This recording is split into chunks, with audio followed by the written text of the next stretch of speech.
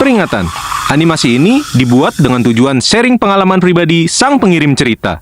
Dimohon untuk menghargai cerita tanpa menyudutkan beberapa pihak. Selamat menonton. Konnichiwa, penonton setia Gue Punya Cerita. Apa kabar? Semoga baik-baik aja ya, apapun masalahnya. BTW, izin gue curhat ya. So, ini kisahnya.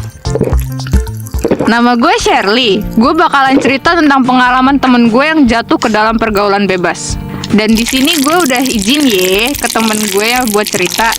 Waktu itu gue kuliah akuntansi di salah satu kampus di Surabaya. Saat ospek gue kenalan dengan dua cewek, sebut aja namanya Rosa dan Gina. Nah, kita bertiga ini satu jurusan dan untungnya satu kelas. Kalau kata anak-anak sih kita itu udah kayak permain karet, kemana-mana nempel bareng mulu, lengket banget. Saking kompaknya ngalahin anak paskibra, hehehe. Kalau boleh jujur, gue seneng banget punya temen yang cukup dekat karena gue tuh orangnya rada pemalu, tapi nggak malu-maluin, hehehe. Selama 2 semester kita bertiga tuh masih sering ngampus bareng, nongkrong bareng. Kita bertiga kalau udah ngumpul pasti gosip sana sini, auto update, hehe. Oh iya, kita bertiga kebetulan sama-sama Kristen, jadi tiap minggu pasti ke gereja bareng. Pokoknya harus bisa jaga keseimbangan duniawi dan urusan ibadah. BTW, percaya nggak percaya, asal kalian tahu di antara kita bertiga, Rosa tuh anak paling bisa diandelin, aktif banget lah.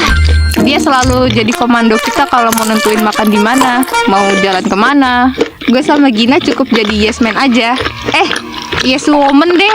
Hal inilah yang bikin gue bersyukur atas pertemanan kita bertiga. Semuanya terasa amat sangat seru.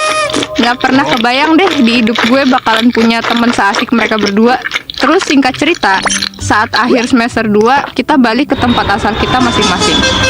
Kebetulan gue sama Gina tuh masih satu daerah di Sumatera, jadi kita berangkat bareng. Sedangkan Rosa tuh asalnya dari Jaksel. Saat masuk semester 3, Rosa ini mulai berubah. Dia mulai bolos kuliah, ngerokok, dan jarang ke gereja. Kalau ditanya kenapa, dia selalu alasan, tetap ibadah kok, tapi via online. Bejir kata gua teh. Padahal dulu dia yang selalu nentuin gereja mana yang bakal kita datengin, biar dapat experience gereja-gereja di Surabaya. Sebagai teman yang baik, gue berusaha mendalami diri jadi detektif yang handal. Usut punya usut, ternyata dia tuh berubah karena bergaul sama temen-temen yang ada di salah satu klub di Jaksel. Dan dia pacaran sama cowok anak geng motor yang juga ngeklub. Semenjak balik ke Surabaya pun dia sering dugem, minum-minum, dan keluar kota gitu. Sebagai mahasiswa yang merantau dan ngekos, namanya duit pasti kan ada aja budgetnya kan. Gak mungkin sehedon itu. Dia tuh duit dari mana? Gak habis-habis, gue seneng-seneng doang.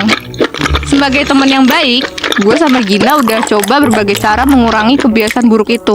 Mulai dari ngajak, bahkan maksa ke gereja bareng. Karena gue gak terlalu yakin dia ikut gereja online. Bahkan gue sampai ngasih info psikiater atau psikolog ke dia. Siapa tahu dia punya masalah kan.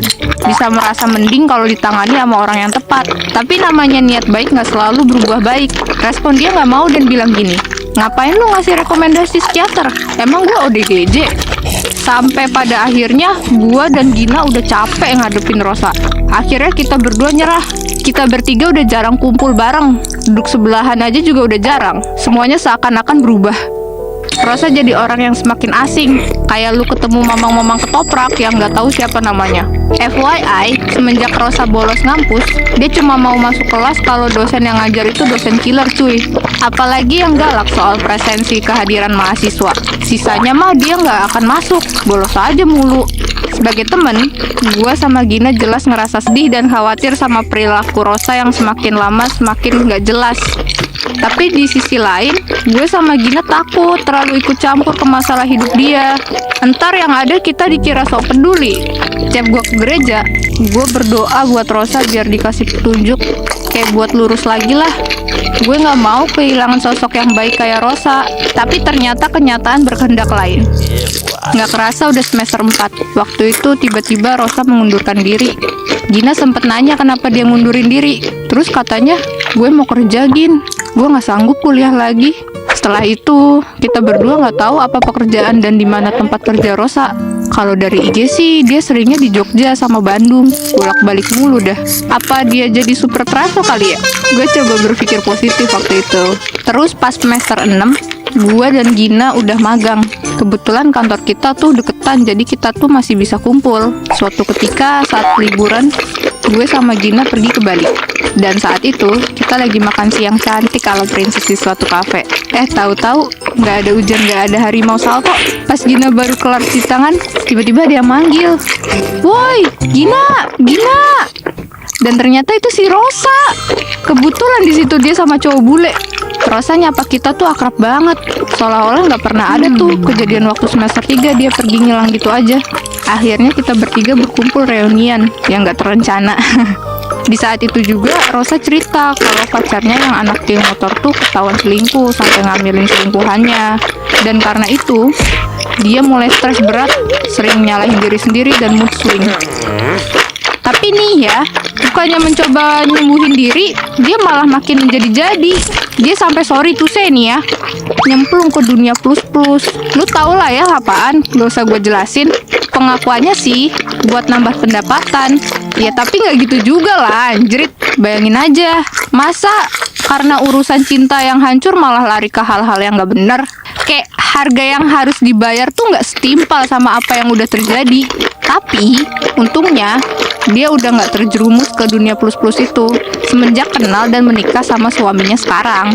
FYI, suaminya ini dari LA guys, bukan Lenteng Agung loh, atau Lamongan ya, beneran Los Angeles. Kebetulan suaminya kerja di Bali, sebut aja namanya Denny. Beruntungnya Rosa tuh diajak Denny ke psikiater biar gak terlarut dalam ketekanan yang selama ini mengganggu hidupnya. Nah, kebetulan juga saat itu Rosa lagi hamil 2 minggu. Gue sama Gina bingung respon cerita Rosa. Tapi saat itu Rosa minta maaf ke kita karena udah repotin kita dengan sifatnya yang dirasa terlalu egois. Rosa sadar kalau kita ini beneran teman yang dari dulu berusaha ngejaga dan ngarahin hal baik buat dia. Makanya dia minta maaf ke kita. Pastinya kita maafin lah, karena kita punya ikatan emosional yang kuat sebagai teman. Gak lama setelah liburan dari Bali, si Rosa tiba-tiba datang ke Surabaya. Dia minta kita untuk kumpul bareng katanya. Ini penting, BGT, penting banget. Gua sama Gina kumpul saat jam makan siang. Di situ Rosa cerita sambil nangis kalau dia kena salah satu penyakit menular seksual. Duar, kaget banget, sumpah. Sampai gue cuma bisa nggak tahu harus ngerespon apa. Terus rumah tangganya juga di ujung tanduk. Karena Denny ternyata nggak tahu kalau Rosa ini pernah terjerumus ke dunia plus-plus. Yang dia tahu cuma mantan pacarnya yang selingkuh doang. Udah, titik, gitu doang. Anjir, shock kata gue teh. Jadi selama ini Rosa nyembunyiin fakta yang bahkan suaminya sendiri nggak tahu. Rosa sengaja nutupin hal itu karena menurut dia hal itu tuh masa lalu yang kelam dan gak perlu diungkit kembali. Pantesan waktu ketemu di Bali tuh kayak gak terjadi apa-apa. Katanya si Denny ini udah gak tinggal serumah lagi sama Rosa dan mau balik ke negaranya karena kontrak kerjanya udah habis. Gue kasihan sih sama Rosa, udah jatuh tertimpa tangga lagi. Dan inilah peringatan dari Tuhan karena sudah jatuh ke dalam dosa. Saat ini Rosa sudah bercerai dengan Denny dan kembali ke rumah orang tuanya di Jaksel. Sampai sekarang pun Rosa masih dalam pengobatan dan masih mempertahankan kehamilannya. Gue tahu setiap orang punya cobaan dan jalannya masing-masing. Tapi gue harap kalian bisa lebih bijak dalam menjaga pergaulan ya. Mungkin lu udah jaga sebaik mungkin, tapi pasti ada aja orang atau hal yang akan merusaknya. So please banget, kalian perkuat diri dengan prinsip dan berpegang teguh sama Tuhan. Semoga cerita ini menjadi pembelajaran buat kita untuk hati-hati akan pergaulan di sekitar kita ya. Dan jauhi pergaulan bebas ya, karena efeknya ke kalian bisa cepet, bisa juga lama.